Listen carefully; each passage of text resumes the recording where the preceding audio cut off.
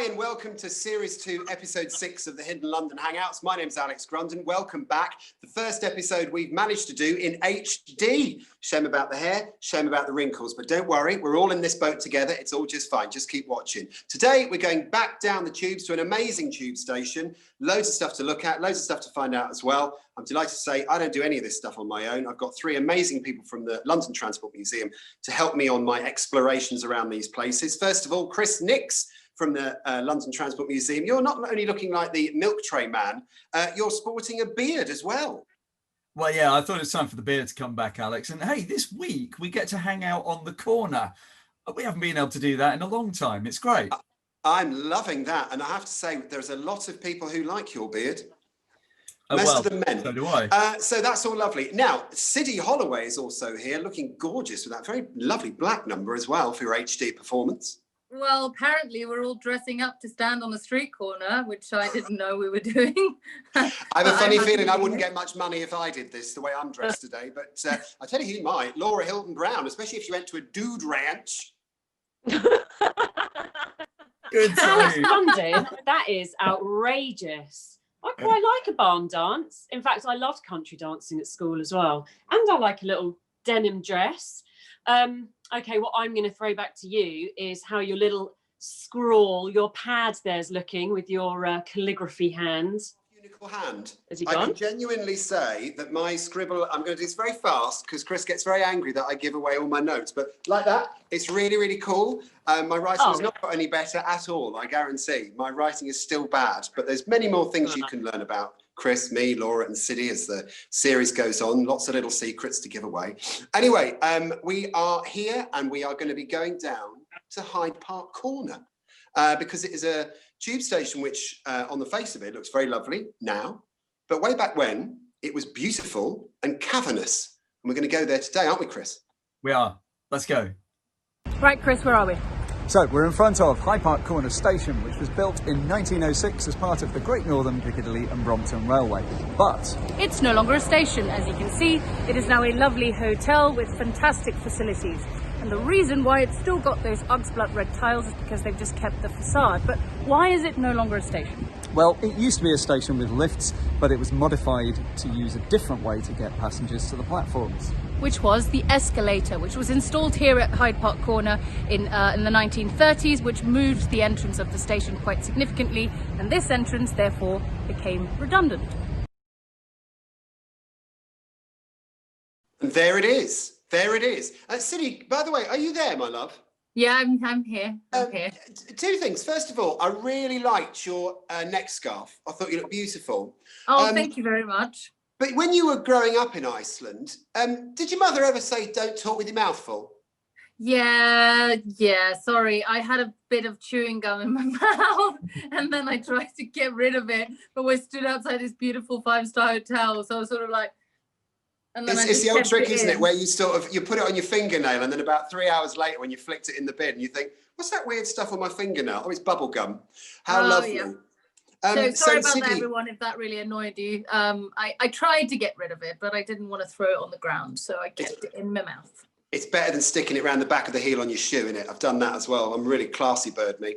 It opened in 1906, didn't it, Chris? The original tube station at Hyde Park Corner. It did, yeah, 15th of December, along with many other stations on what we now know as the Piccadilly line, yeah. Do you think they put Christmas decorations up, Siddy, when it opened? I guess maybe, I don't know. I mean, we do know that they did celebrate Christmas in some of the stations during the Second World War, but I don't know. I think it's quite a nice idea. And Laura, I need to ask you this because I know that we have all been down there. Chris and I went down there on a mandate down there. He knows where to take a boy. And Siddy and Chris have been down there as well. But Laura, have you ever been to Hyde Park Corner and their secret tunnels? I haven't actually. I've not been to Hyde Park Corner to do any subterranean exploring down there. But I have been to Down Street and I have been to Brompton Road. So I'm hoping that those little lovely pockets of history might show some similarities with Hyde Park Corner as well.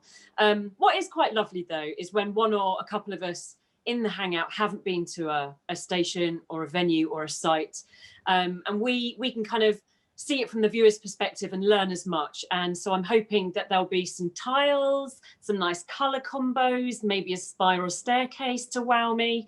But I'm not sure what to expect. I haven't been there. I've read the brilliant chapter in the Hidden London book. So I have that knowledge, but no, I've not seen it. So I'm looking forward to this next section. You're going to love this because it is a tube station that's got so much amazing stuff, and the tunnels are long, love length. Chris, what we got then? Let's see some pictures. We need to see some pictures. Show us pics, Nix. Let's start with some of the original ones. Show us the pics, Nix. Sorry. I think we've now got a new feature, haven't we? So there we go. There's a nice vintage photo of Hyde Park Corner station. Isn't that amazing? Because that's 3 arches. That's interesting. What's the deal with 3? Well, several of other stations would have 3 arches. Didn't Brompton Road have 3 arches as well? I think it's just a station design thing. I mean, if you go to Kentish Town, that's got loads and loads of arches, doesn't it? Well, you're the expert. But you know, it's funny you should say that. I've always been so wowed by Kentish Town, I've never counted the arches. Well, I feel like I'm a bit of a heel. If anyone knows how many arches there are at Kentish Town, do leave us a comment. Slip into our DMs, any excuse. That's an amazing station, though. Thank you, Mr. Nix. I'm pretty sure you're right, City, with Kentish Town. I think Brompton Road's 2, though. Maybe, yeah. Yeah, I'm going to quietly go back through my photos while we're doing this. Find the answer for Kentish Town. I might Google Kentish Town while we're doing this as well. Yeah. I've got oh, there we go. Some lovely Edwardian liftage there. And a chocolate machine. Nestle chocolate. Oh. Now, Nestle chocolate was normally just chocolate milk when I was a kid. Is this like a chocolate bar? It does say Nestle Swiss milk chocolate, but it was a bar, yeah. But there were also, on the railway stations when I was growing up, there was always a Nestle machine, and they did all sorts of ones. They did fruit and nut, what I particularly liked. They also did a crunch, which was like Rice Krispies in chocolate, and a little pull-out tab drawer. That was really nice. We also used Abakai in schools and wrote on blackboards. It was lovely. I'm glad you moved off the product placement there, because I think they'd officially have to become a sponsor if you talk. Yeah, we need to be getting some samples in order for us to name these. I love this. But a lovely ticket hall, though. I've got to say, quite narrow, right? But presumably, you walked in on the left and went into these lifts, and then exited the station on the right. Yeah, and emergency stairs down to the left there. Yeah. There's 5 arches at Kentish Town, by the way. There we go. 5 arches and a portal. There's a portal window as well. Oh, God. Good. But meanwhile, back to Hyde Park Corner. If we look over on the right-hand side, we can see where the lifts are. You can just see that number 3, which is the lift indicator that would have moved up and down to indicate whether the lift was at the bottom or the top of the shaft. Now, I've got a question for you, Mr. Nix, about that, because as far as I can remember, Hyde Park Corner only had 1 lift shaft and 1 spiral staircase. So how would you get 3 lifts in 1 lift shaft? It's magic. No, it did have 2. Is it 2? Yeah. Oh, you're absolutely right. 3 lifts installed at opening. Yeah. And you've been in them as well. It's just that one of them is a ventilation shaft, so you didn't get to go into that one. I'm not that old.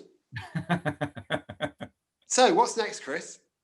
Well, I thought it'd be nice to go and have a look in the station as it is today. So here we're on the platform in one of the cross passages. Now, this is really interesting because this is still there now, isn't it? Yeah, that was actually taken only this week, especially for you, Alex. Okay, so what that also shows, presumably, is the Piccadilly line, the Great Northern Piccadilly and Brompton Railway, as we now know it was called from previous episodes, ran between Finsbury Park and Hammersmith. That was it, wasn't it? Yeah, that's right. Yeah, there was the 2 original terminus stations of that line.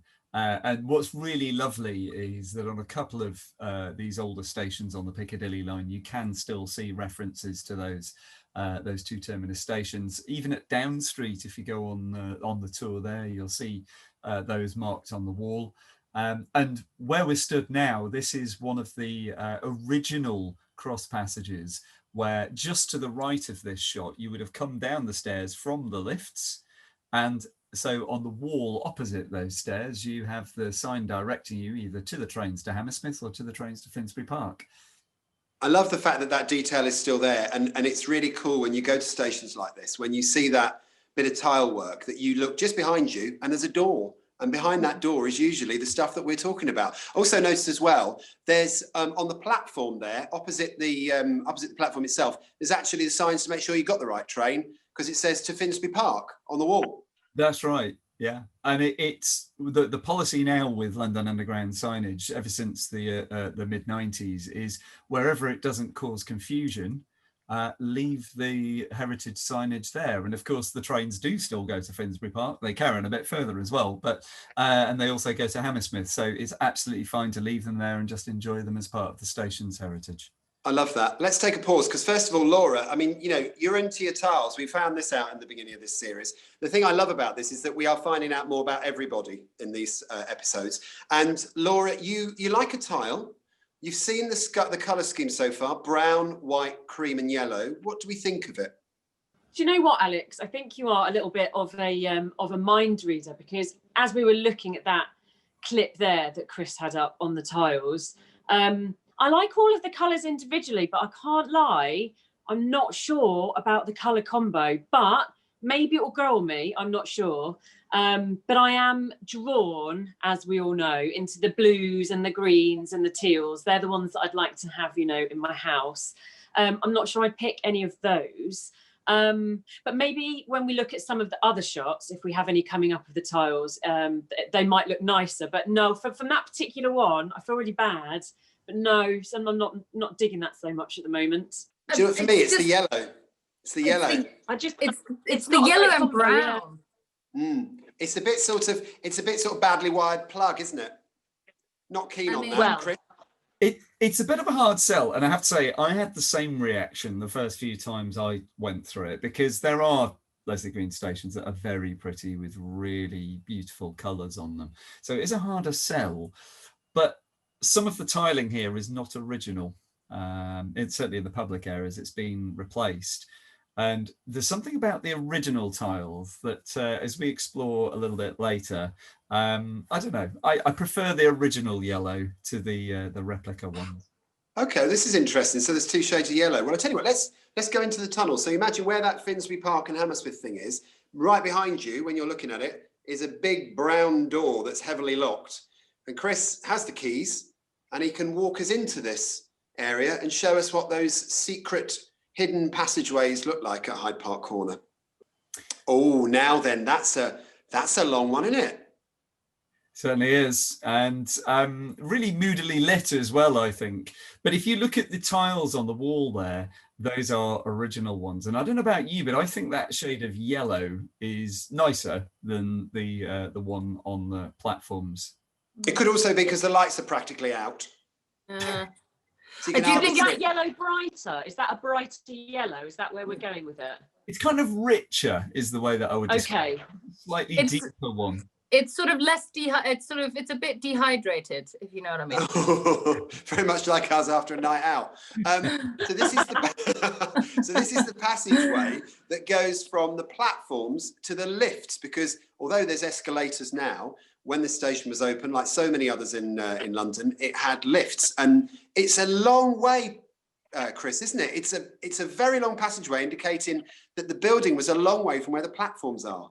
Yeah, that's right. And when we started the show, we were up at surface level, and you could see we were on the main road there. The Piccadilly line is running underneath that main road, and then the station building is set to one side of it. So you have to have these tunnels which come back from the lifts, go over a set of bridges over the Piccadilly line westbound track, and then down the stairs to the platform. And that's really what this tunnel is doing.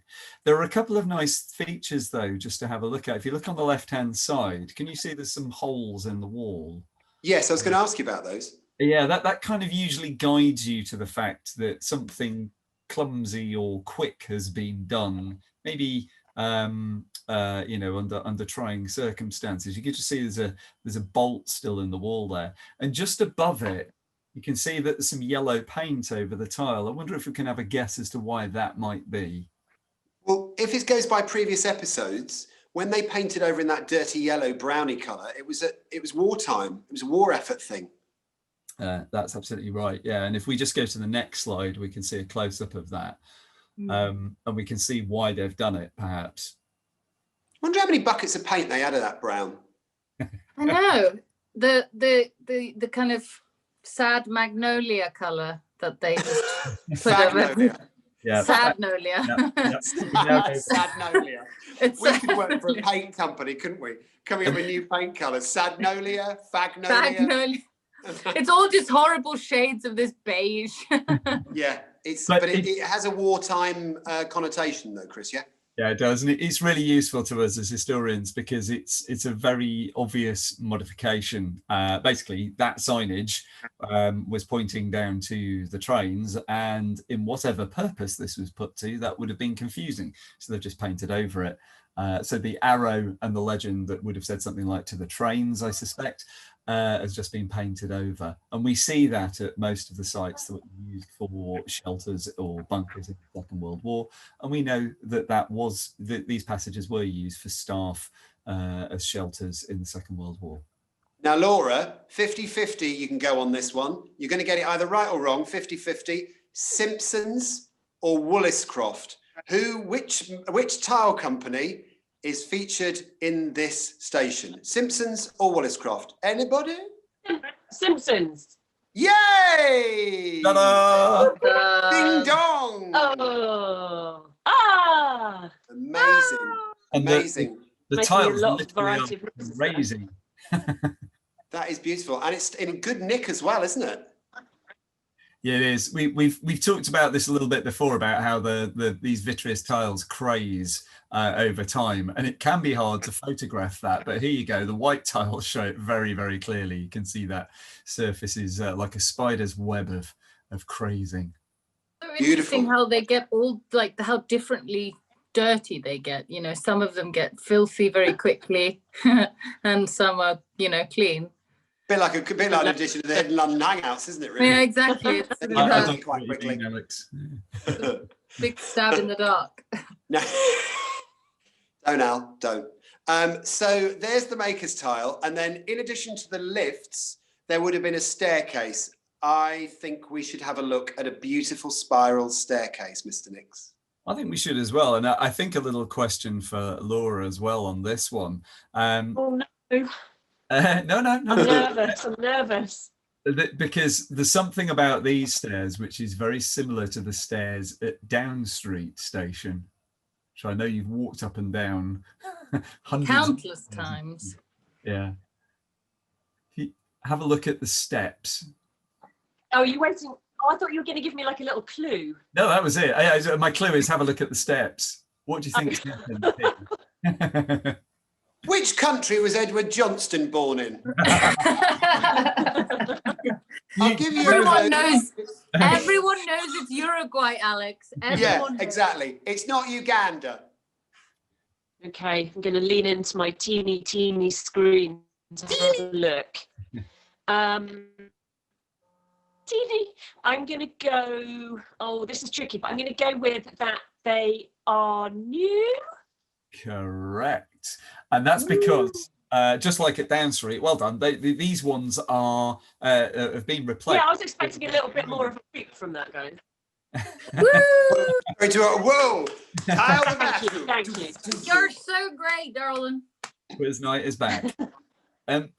So yeah, it's quite a handsome staircase though. The tiles still survive though. It's with its pattern that we've decided we're not that keen on. But actually, on this spiral staircase, I like the colour combo and the pattern. See, it's funny, but you see, if that was a house, you could have the staircase and hall and landing done in it, but you couldn't do the lounge. Yeah, exactly. You hear me. You hear me. I hear you, babe. So it looks nice, and it's obviously been retained. What happens when you get to the top of it, Chris? Because what I can't quite put in my mind, Well, I can because I've been there, is that at the top of it, there is a station building, but it's now a hotel. So what happens at the top of the stairs? Well, really, there's a bit of a clue in the centre of the stairs there. Normally you would have the ventilation shaft for the station coming up the middle of those stairs, but you can see it's been capped off, and that's because there's nowhere for it to go. Yeah. So this is not a way in or out anymore. So there you go. There's this is the top of the stairs, and that's it. Wait, Chris, before you go to the next slide, is this the Yeah. last slide we have of just the tiles and the pattern? Yeah. One of the things that actually kind of struck me when you see how brilliant they still are after all this time is that how they must have looked like to people when these stations opened. You know, I talked about in the tiles episode that, Edwardian England and, and even Victorian England would have been very drab, and of course, coal and really black, and people's clothes would be pretty drab as well, because coats wouldn't have been vibrant colors. They would have been black or gray or brown. So just imagine like coming into these stations that are these like brilliant colors, kind of reflecting this electric light. It would have been like entering into some kind of magic portal or something from kind of your kind of drab reality or something. So totally. And we come back to the same point that the color schemes are different in all these stations because people couldn't read. At that time, illiteracy was such a problem. People were using the tile colours as navigation means around London. I just think it's absolutely remarkable that this was thought through so well. I mean, obviously, you're going to get a couple of bum steers in colour schemes if you're going to be changing the colours for every tube station. I just think it's remarkable. I mean, what do you think, Laura? Can we forgive the colour scheme on this one?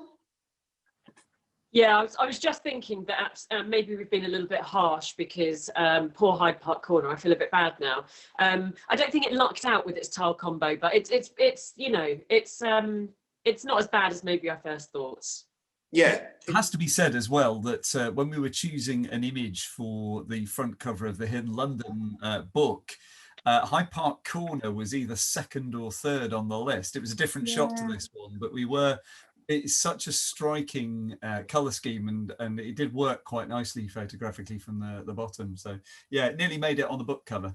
It's really, really cute. I love it. And I suppose really we've been through the start of it. We had the lifts and the beautiful Leslie Green building at the top. Then we went down onto the platforms, that very interesting yellow, brown, white and cream combo. And then we went into the tunnels and we saw the old lift passageways. We've gone up the spiral stairs. But escalators came in, the station building moved, and nowadays we have a very different ticket hall, don't we? Absolutely right. Those escalators which came in 1932 meant that there was a new entrance built, and here we see a shot of it this week, in fact, with yet another set of tiles, which is the more modern day palette of the underground, with these kind of greys and dark blues. Still quite handsome color, I think, that blue one, but total contrast to what's down at platform level. And I can tell you, because I've walked underneath it, that the escalators underneath are red. So underneath in the escalator room, we've walked down to the station, down to the platforms, under the escalators, because we like to do things differently, and all the gubbins and the workings and all that mischief is red. So that's rather nice. And it was retiled in the 90s. It's been tarted up ever since. So what you see down on the platforms these days is a pastiche. It's not the original. It's been tarted up. But that's a pretty nice little canter through this station, is it? What's that, Christoph? Some of it has been some of it. So it's been older patched in there as well. Yeah, it's been patched. Yeah. Ooh, God, poor station, honestly. Didn't get new tiles. What a shame. Well, is that all right for a canter through Hyde Park Corner, guys? I think so, yeah. Yeah, happy with that, Laura?